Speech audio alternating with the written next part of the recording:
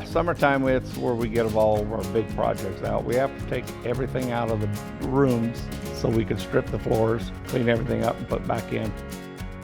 We take all of the desks, all of the tables, everything out of the room. While it's out, then the walls are done, the floors are swept, waxed, windows are clean.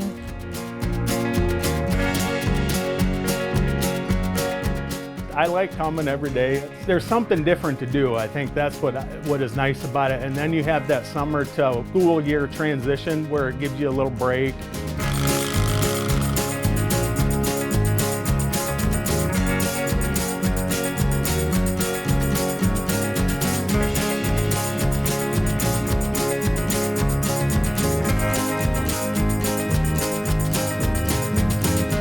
Furnaces, the registers are all taken apart and dusted.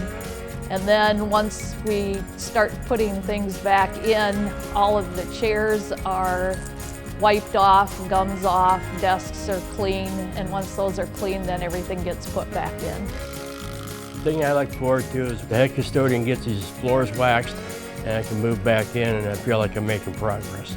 Until you get your rooms in, get the halls done, get ready for the kids to come back.